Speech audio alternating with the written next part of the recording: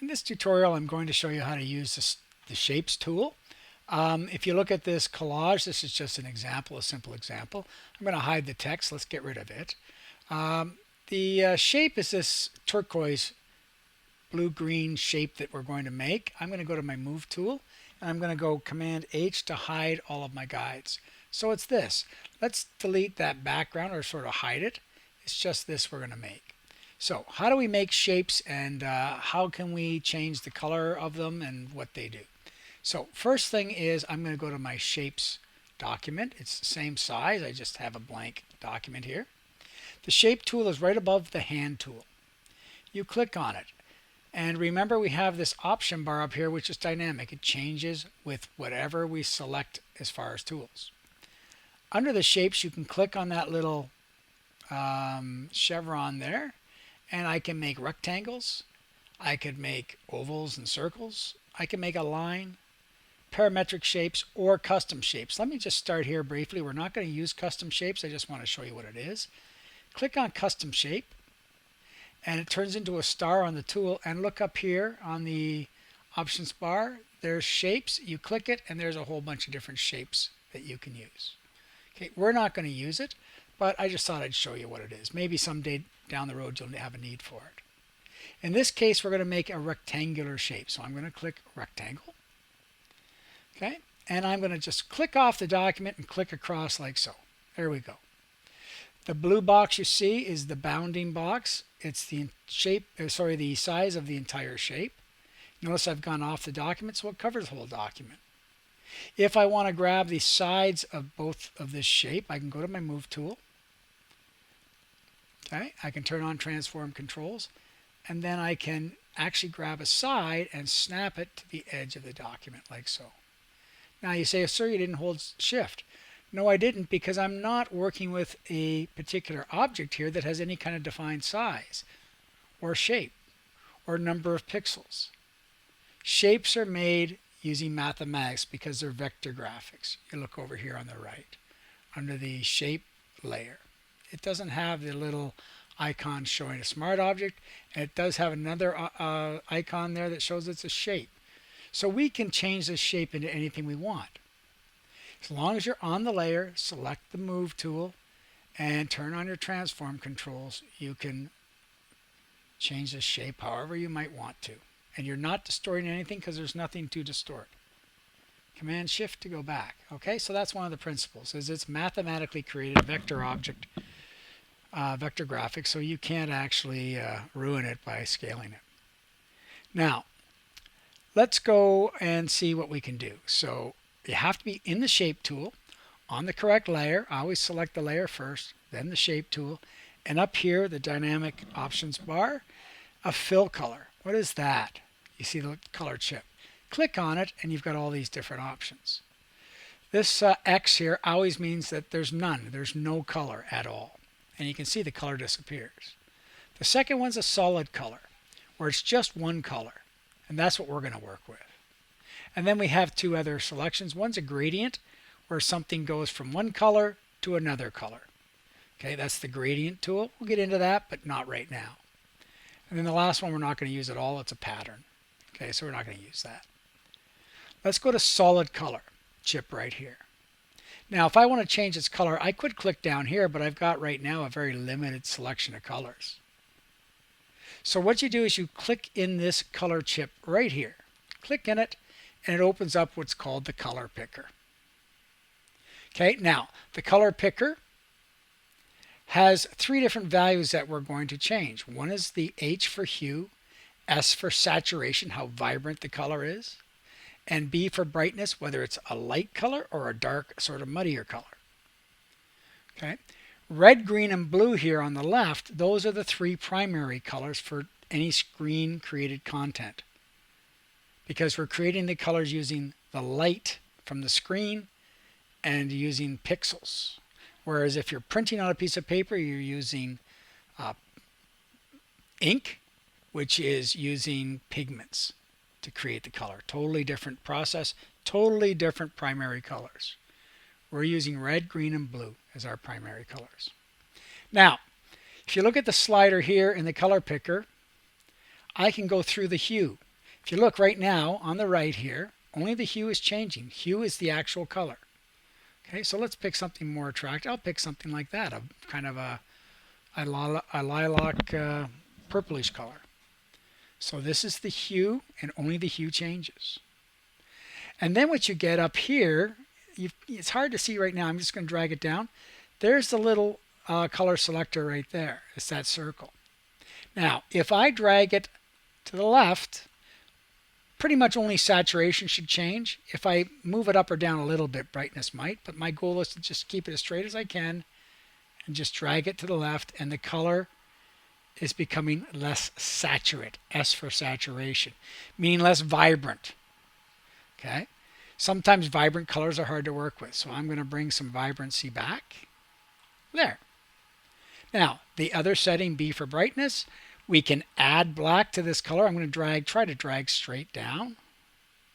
Okay, muddy, right? It might work, but not in this application. Or drag it straight up, and I'm adding brightness to it. So what do I mean? Well, if you look in the color picker, top left corner is white. So I'm adding white when I go in that direction towards the top. Down at the bottom is pure black. And I'm going towards black, adding black as I go downwards. Okay, so it gets muddy. So we've got hue. We've got vibrancy, which is the saturation, vibrancy of the color, how much color in it is there. And we've got brightness, adding white makes it brighter, adding black or taking away white makes it muddy and blackish. Okay? Again, I didn't go straight up and down. I did the best I could. So these are the things you need to know here. And I'm going to leave it at that for this tutorial. That's how you change the color. Now, I'm going to click OK. That is the fill color. The fill color is the color that fills the shape. This other thing called stroke, if you click on it, it's got the same settings. Look, no stroke. It's got a color stroke. It's got a gradient and again a pattern. We're either going to have none or we're going to have a solid color for the most part. Okay, so none is there right now, so there is no stroke. I'm going to just click off background. There's no blue outline anymore. There's no outline on this shape. I'm then going to go to the stroke, and I'm going to go to the solid color. And I'm going to pick the solid color, and so it stands out, I'll pick, let's say, green.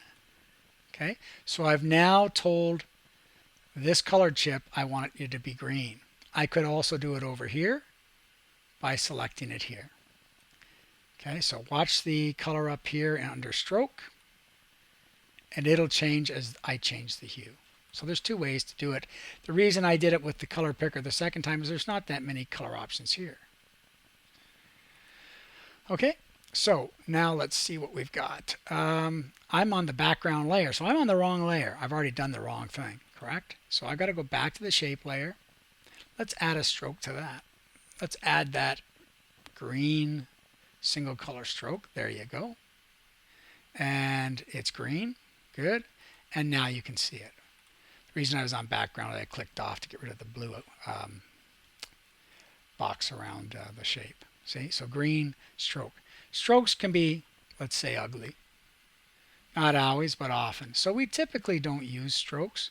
So go back to the shape. I always go back to the layer. You saw what happened when I didn't go to the layer first.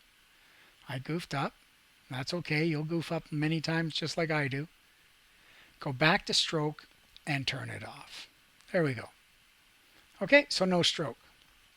So that's the shape tool. If you want to make pure squares, I'm going to be on the shape tool, on the move. I'm just going to move it down. Let's move it way down.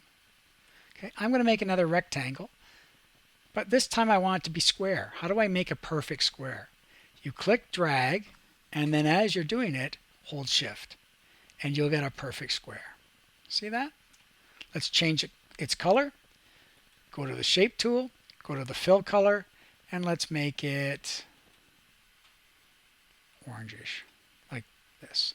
And I'm going to make it more saturated, and I'm going to make it lighter. There we go. Okay, so I've made a perfect square again by clicking on the shape tool, dragging, and holding shift. Now notice it puts the shapes on their own layer. what we should do is name them. So I'm going to double click the name. I'm going to go small orange SQ for square. I better spell orange correctly. Okay, and then I'm going to type this. Make sure you label your layers or it makes life difficult. And for those who care about marks, you'll lose marks. Large orange. And then this bottom one, double click it. I'll call it purple. Rectangle, REC. Good. Okay, so let me go to the large one. I'm on that layer. Move tool.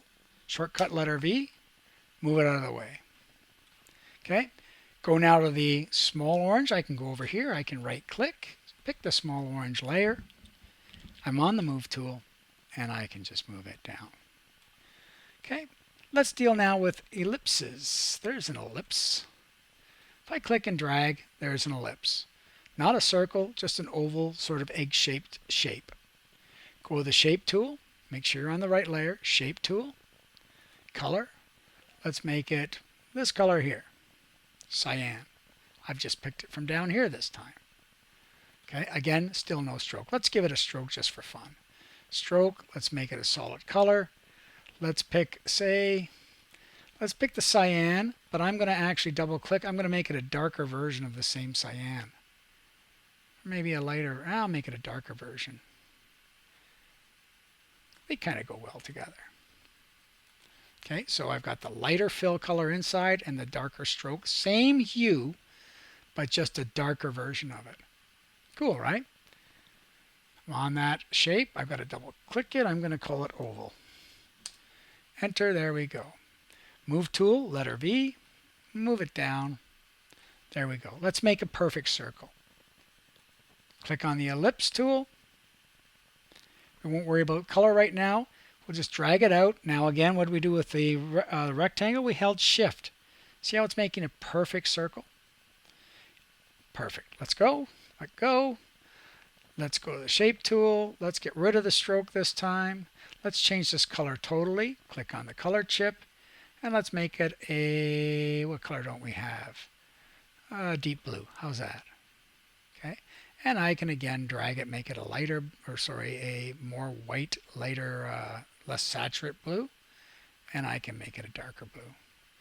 I like it in there. It's kind of looking like an Easter egg right now, all these colors.